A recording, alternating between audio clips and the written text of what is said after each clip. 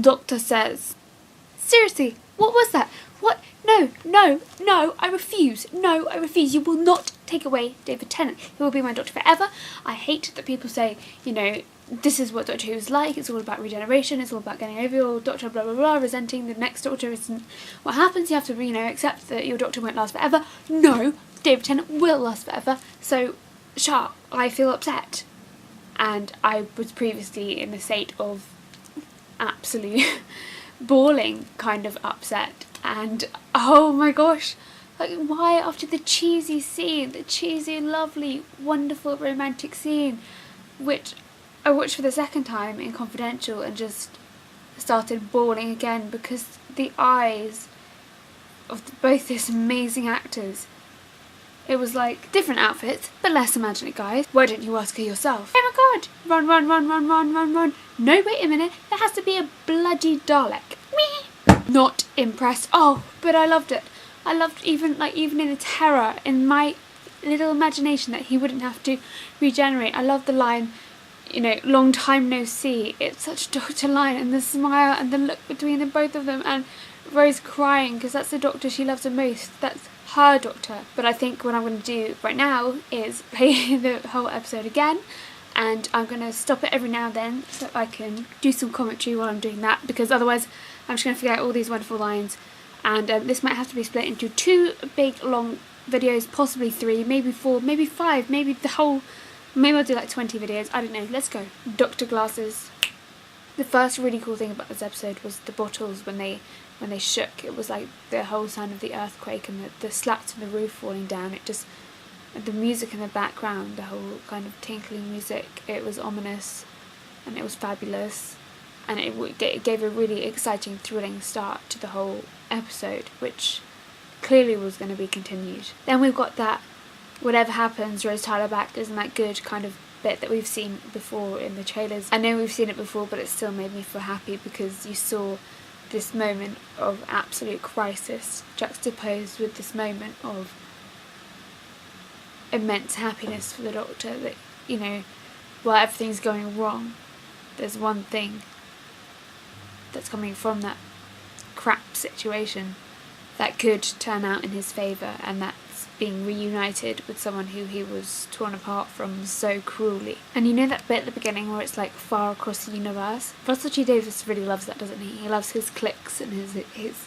transitions. I think it sort of worked. It kind of gave it a cinematic feel, and I can imagine, Kaylee, that when the bit of New York came in and you saw Martha there, I can imagine being like, oh my god, Martha! She looked gorgeous in this episode, it has to be said. Generally, I liked her. Actually, I have to say, no, I really liked her in this episode. Although I do still really hate the character that is her mother. Cardiff! Yes!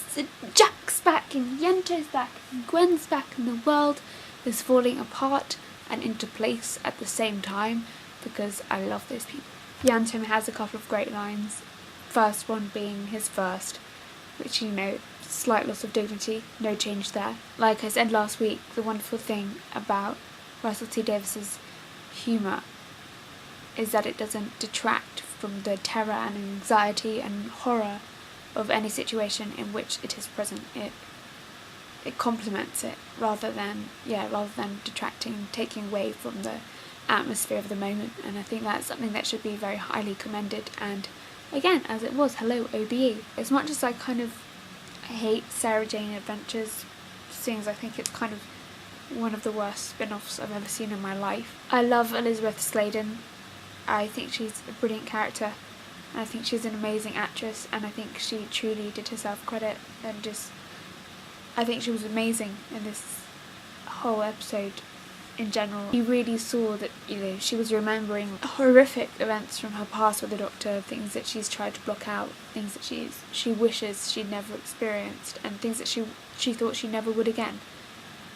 And I think that was very accurately conveyed. So, take my hat off to Elizabeth Sladen, who was awesome.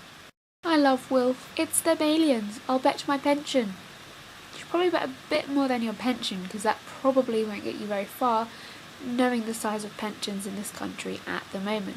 Not that I'm making any sort of political comment whatsoever, but I love how he assumes that all aliens are green and calls them green swine. He's a great character.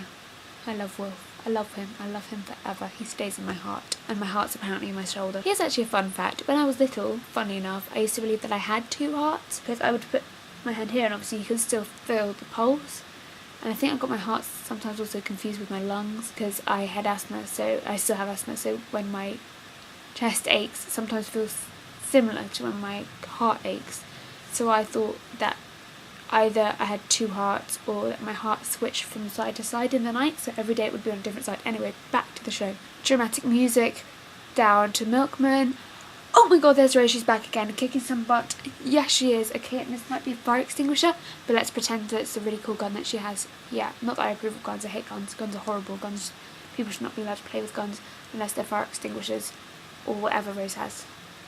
I'm such a kid. How epic is that picture when they look up and they see the, when it goes down to the shot of Rose and it goes up and you see the sky, the visuals of the sky and this universe are what make me love sci-fi. The way they represent them in this episode is the things that I see in my mind when I read as many kind of space related adventures and universe adventures and travel in time and space adventures as I do, and it's what I loved. One bit that I wasn't completely distraught about when watching Doomsday was, you know, when you had the burning up a sun to say goodbye bit and you have the shot of the supernova and it's immense, and those were the graphics to the I loved them.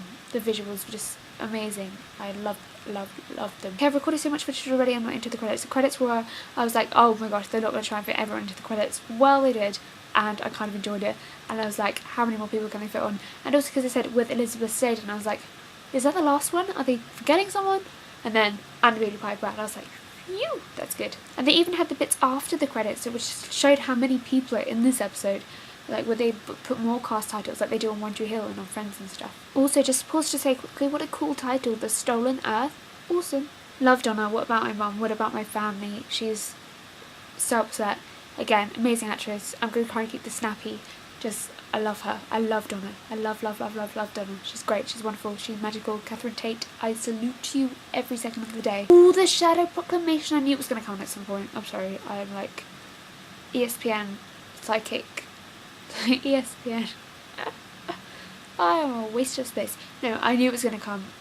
They can't mention it that many times and have it not come into this episode. Can I just add in, I'm not a fan of Richard Dawkins, and I was like, ah! And even though he's sort of right when he's shown in the clip, I'd really rather not think of him as like a voice of reason. So I'm just forgetting about this little 5-second clip with him in it. Lol. Yanto watching Poor Locrady. Oh, bless your soul, my boy. Gwen calling Reese, again, really sad, but I love that she's being honest with him, telling him, you know, look, I'm going to try and get out, but it's where it is. And I think he would know on the other end of the phone, you know, there's a chance that she's not coming home, and I'm just having this mental end of the conversation, which means that the conversation that Eve was portraying was believable, which is great.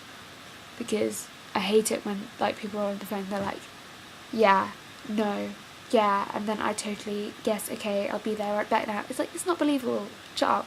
She's doing it well. Hats off to Eve. I say hats off, I'm not actually wearing a hat. I tip my hypothetical hat. End of the stinking world. I have one on me, mate. One of my favourite Rose Tyler lines, out of all the many lines that she says. Okay, there are no unfavourite Rose Tyler lines, but do you like my gun? It's one of the killer lines, you know. Again, being a person who doesn't advocate gun violence or violence using guns or violence at all, or guns, I hate guns. Guns are bad, but Rose Tyler with a gun, pretty damn cool. So much cooler than Angelina Jolie and whatever that film was called. And then to go from Rose, cheeky, lovely Rose, who's sparky and snappy, to go from that face to the Rose who's looking at the laptop and seeing the planets, and her eyes are just like, oh shit.